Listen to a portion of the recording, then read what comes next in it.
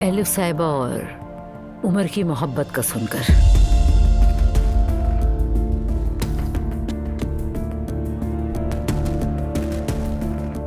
आपको मालूम है मरियम साहिबा कि आप क्या बात कर रही हैं? एलिफ और उमर? मम्मी, सच जाने बगैर इस तरह की बातें ना कीजिए आप। मरियम साहिबा, आप इस तरह की बात किस तरह से कर सकती हैं? मेरा भी बिल्कुल यही रिएक्शन था, लेकिन मुझे ये बताया था उमर की बीवी लैला ने।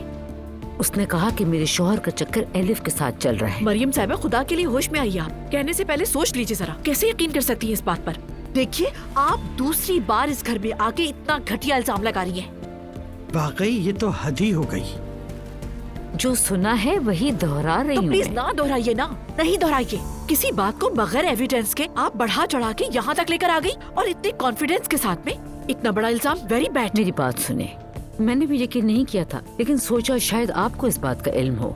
मैं किसी बुरी नीयत के साथ नहीं आई और न ही मेरा मकसद आपको परेशान करना है। लेकिन आप ये बात भी जानती हैं कि लोगों का मुंह तो हम बंद नहीं कर सकते ना। जो देखा वो फैला दिया उन लोगों और ने। इसी वजह से आप यहाँ पे दौड़ी हुई चली आई।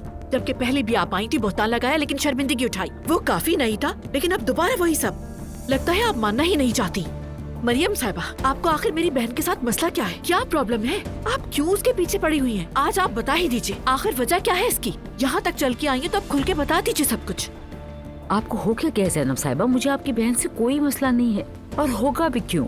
मैं क्यों उस पे फजूल के इल्जामात लगाऊंगी? ये बात तो आप बताएंगी। बताएं, उसने आखिर आपका क्या बिगाड़ा है? क्यों उसके अगेंस्ट रहती हैं आप? आपके भी दिल का बोझ हल्का हो जाएगा। उमर अभी शादीशुदा है। मैंने सुना तो अफसोस हुआ मुझे। और हमारी लैला भी जरा अजीब है। ये तमाशा उसी ने खड़ा किया है, तो मैंने ये सोचा कि इससे पहले कि वो यहाँ आए मैं खुद चल के आ जाऊँ। प्लीज ये सारी बातें बंद कीजिए, बहुत हो गया। सॉरी, मुझे स्कूल के लिए देर हो रही है, मुझे निकलना होगा। Bye bye. एलिफ और उमर का क्या मतलब? आखिर क्या मतलब है एलिफ और उमर का? ये औरत पागल हो गई है। मैंने अपनी बेटी को किसके हवाले कर दिया? मैंने उसे किन लोगों के बीच छोड़ दिया? लानत हो, लानत हो उन पर, लानत हो।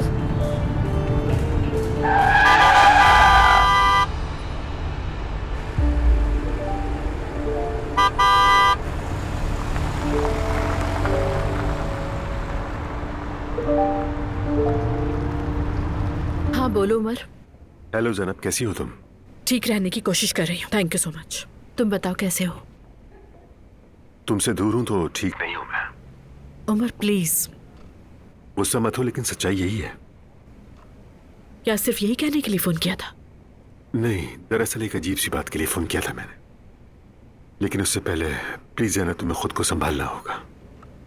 क्या वही एलिफ और तुम्हारा मामला? तुम्हें कैसे पता चला? सुबह मरियम साहिबा घर आई थी। थैंक्स टू हर, बड़ी डिटेल के साथ उन्होंने मजे ले लेके तुम दोनों के बारे में बातें की। I can't believe it. भाई भी सुबह इसी बारे में बातें कर रहे थे। मैंने क्लियर कर दिया कि ऐसी कोई बात नहीं, तो उन्हें शर्मिंदगी हुई। लेकिन फिर भी वो कंफर्म करने के लिए आ गई।